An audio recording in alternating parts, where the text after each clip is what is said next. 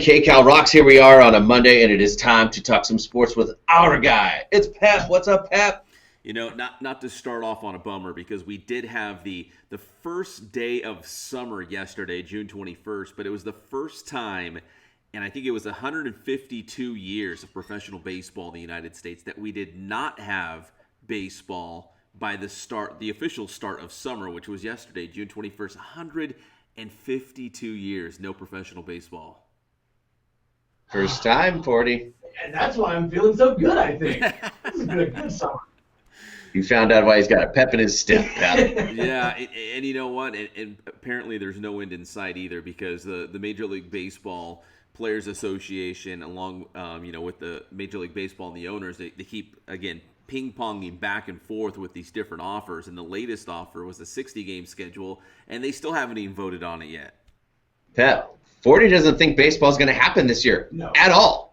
There's no way. He might not be right. He might not be wrong. He might be right. He says it's not his venom. He doesn't think it's going to happen. The problem, hockey and basketball, they started their seasons. They have to figure out a way to crown a champion. Otherwise, they just have a wasted season. Baseball never started. They could easily just be like, it's a wash. Sorry, boys. The We're not owners, going this year. he thinks the owners are going to be like, nope, they're not giving in, and it's going to be. And I mean, we are running out of time. It's like either side doesn't want to admit they're losing, even though everyone's losing.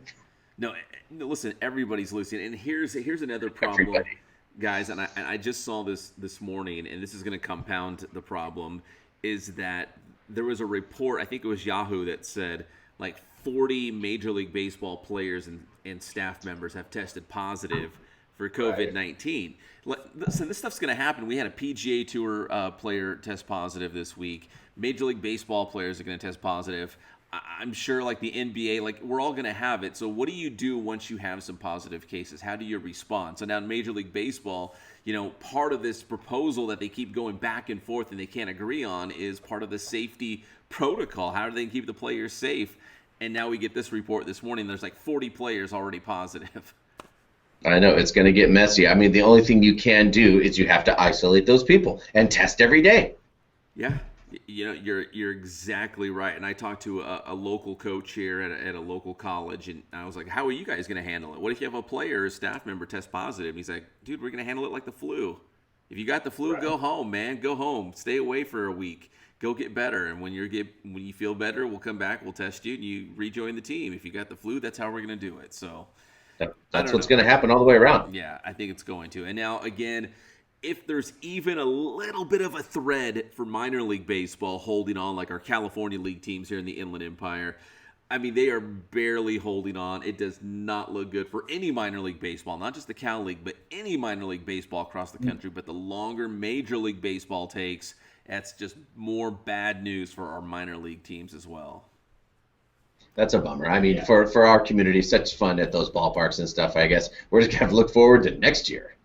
Yeah, and all those promotions and stuff, you know what I mean? Like in my mind, I feel like these teams, let's say for the Inland Empire 66ers, for example, I just feel like they probably have this back storeroom full of like Mike Trout bobbleheads and like Shohei Ohtani blankets and all this stuff to try to get rid of. Exactly.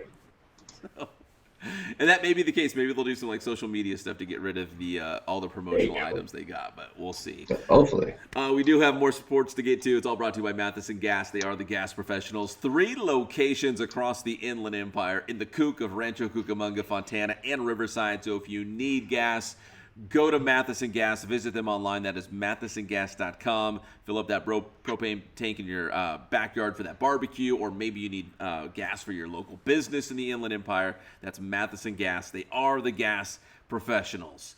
Now, we make a left turn to NASCAR, and again, I feel like I'm just the bearer of a lot of bad news lately, and for NASCAR, it was rain delayed at Talladega, so the race is actually today, so if you want to check it out. But the bad news is, and this made headlines, and I don't know how to avoid this, is that Bubba Wallace, who's the only full-time African-American driver on the Cup Series, they found a noose in his garage yesterday at Talladega, and such a bad look for NASCAR as they're trying to, like all the professional sports leagues, show that they are inclusive and that, and racism will not stand in their sport, and then have something like this happen.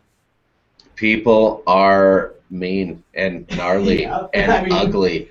That's why when we heard about this ban, I'm like, okay, I could see like the flag not showing up, with NASCAR and stuff. But people, Yeah. Yeah, it's a rough situation, like Patrick was saying. I mean, hopefully it is one of those situations where they're at Talladega. They should have cameras everywhere, so hopefully they will kind of figure out and get to the bottom of who would have done such. It's a terrible act. Like, why would you do that? Dude, it's unbelievable. Like, it's never right, but at this moment in time, right now, like, I don't know how you even get an inclination that like something like that would be okay, but man, it's such a black eye for NASCAR right now. And again, Bubba Wallace is such a good guy. He's a great driver as well. I should mention that he's a pretty good driver as well.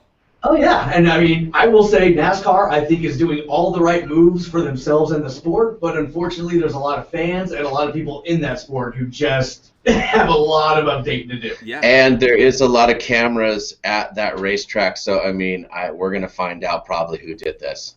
Yeah, and what's even more disturbing is they said that the fans were not allowed in yet.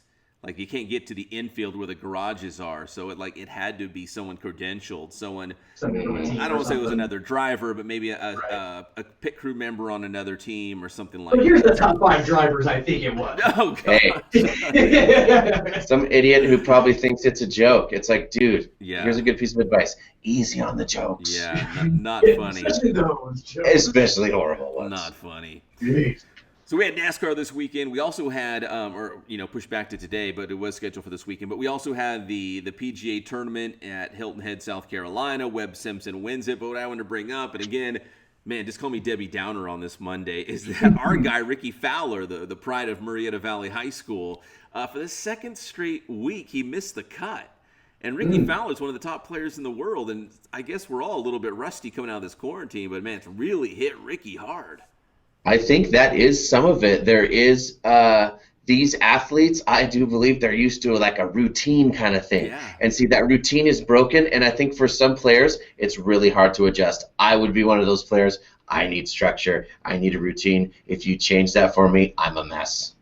Yeah, if you look at the leaderboard, and I'm kind of nerdy like that, and I do, you'll see a lot of big names, not just Rickie Fowler, but a lot of bigger names in golf who did not make the cut or played poorly. Like a lot of random guys were near the top of the leaderboard. So I don't know what it is about coming out of this quarantine period, but it's been rough for Rickie Fowler and some of the top golfers out there right now. Shake it off, Rickie. Come on.